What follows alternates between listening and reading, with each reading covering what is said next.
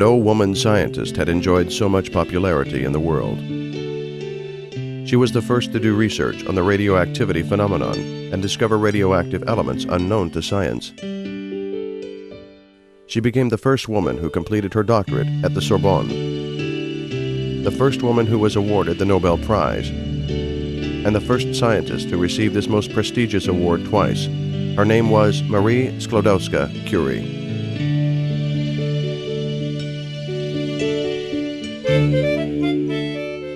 She was born in Warsaw in 1867 in the family of teachers.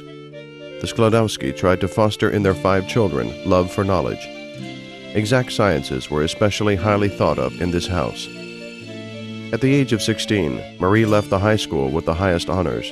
In the Polish kingdom, which was part of the Russian Empire then, there were not any higher educational establishments for women, and the Skłodowski didn't have enough money to send their children abroad.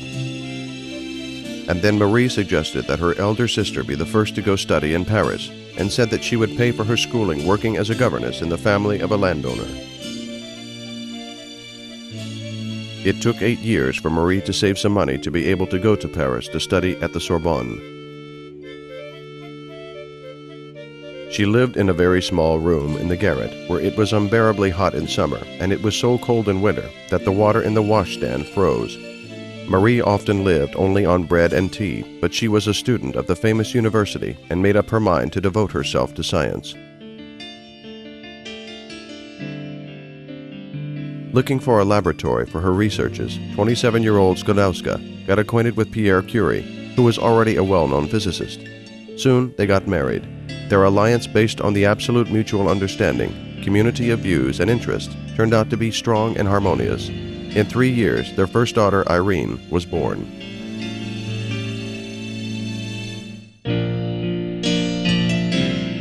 Some important events took place in the field of physics at the end of the 19th century.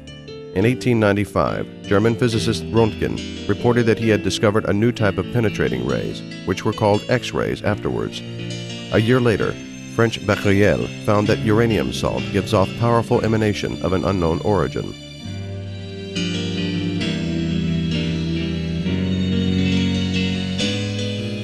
Skłodowska-Curie began to study this phenomenon that she would call radioactivity later. Pierre joined her experiments, leaving his own experiments with crystals for a while, as he believed. In 1898, the Curies declared that they had discovered 2 elements having high radioactivity. Using the right of the discoverer, Marie proposed that one of them should be named polonium after her native Poland, and they named the other element radium, in Latin, emanating rays.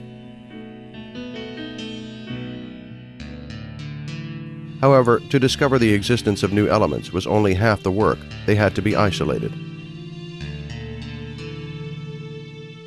To carry out research, the couple was allowed to use a neglected shed which medical students had previously used for preparation.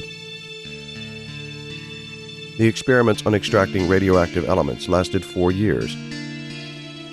"It is exhausting work," Marie Curie wrote, "when you carry bags of ore, pour solutions from one vessel into another, stir the boiling liquid in a cast iron basin for hours." The titanic work was crowned with success. In 1902, the scientists got some grains of pure radium chloride, only 1/10 of a gram. This white powder looked like ordinary table salt. But the light it radiated was so bright that it was possible to read near the tubes in which the radium salts were kept.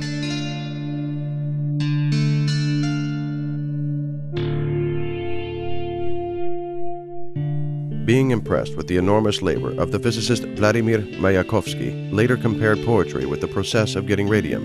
You should work a year to extract a gram. In spite of bad economic conditions, the scientists didn't patent their researches. Marie Curie stated, "Radium must not make anybody rich. This element belongs to the whole world." For the works on studying radioactivity, Marie and Pierre Curie were awarded the Nobel Prize in Physics in 1903. A year later, their second daughter Eve was born, and 2 more years later, in 1906, Pierre Curie died in an accident. He was caught under the wheels of a carriage. The cruel blow of destiny didn't break Marie. She succeeded her husband as the head of the university department and became the director of the radioactivity laboratory and the Radium Institute that was established with her participation. In 1911, Marie Curie received her second Nobel Prize, this time in chemistry. During the war, Marie Curie was the head of the radiology department of the Red Cross, and she herself went to the frontline hospitals. She learned to drive a car, and if it was necessary, she worked as a motor mechanic. In her youth, she endured cold in her garret with fortitude. Then she carried out laborious experiments in the shed that was not suitable for the laboratory, and during the First World War, became a soldier with the calm and strength of mind so characteristic of her. Marie Skłodowska Curie died from radiation disease when she was 66. The radioactive rays she researched during her whole life turned out to be pernicious for her death. The most talented pupils of Marie Curie were her elder daughter Irene and Irene's husband, Frédéric Joliot-Curie, who were awarded with the Nobel Prize for the discovery of artificial radioactivity in 1935.